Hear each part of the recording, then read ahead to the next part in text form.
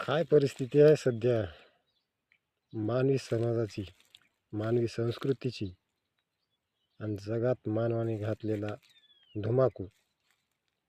बघा ना, देशाचा विचार केला तर जातीयवाद, धर्माधर्मामधली तेढ, एकमेकाच्या सणावारामध्ये, उत्सवात एकमेकाला नावबोट ठेवणं. अरे समाजसुधारकामध्ये सुद्धा भेदभाव, जाती जातीत समाजसुधारक वाटून घेतले. श्रद्धेच्या नावाखाली भोंदूबाबाचे मोठमोठे होणारे प्रकरण, नको त्या पद्धतीचे ते आज समाजात बघायला भेटत असलेल्या घटना. देशात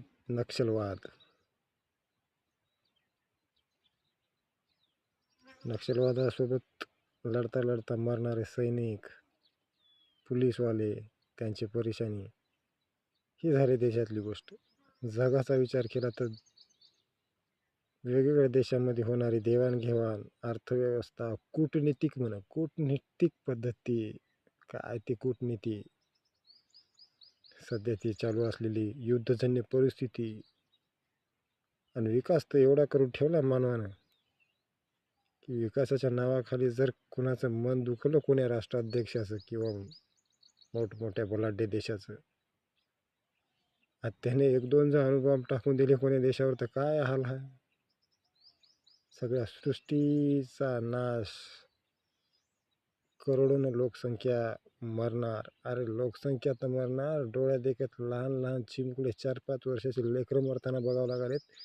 ह्याच्यापेक्षा बिकट परिस्थिती आधी हजारो वर्षापर्यंत बघितली नसेल. हजारो वर्षापर्यंत झाले असतील युद्ध, महायुद्ध झाले असतील, कितीतरी लाखो माणसं, सैनिक, स्त्रिया मारल्या असतील, पण एवढ्या लहान मुलाचा कधी बळी एकदाच गेलेला आपण बघले का?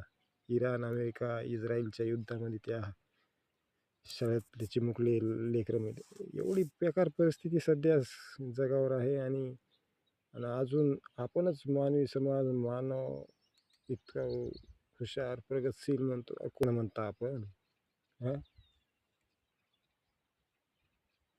काय बुद्धी असणं चांगली गोष्ट आहे बाबा, पण त्या बुद्धीचा वापर होणं महत्त्वाचं आहे ना. किती बी विकास केला म्हणजे काय फायदा नाही हो. काय आखरीला काय, आपण किसखेत की मुली म्हणल्याने सृष्टी लई मोठी आहे, आपण काहीच नाही. बोलावं तेवढं कमी आहे, पण विषय फार गंभीर आहे मानवाचा.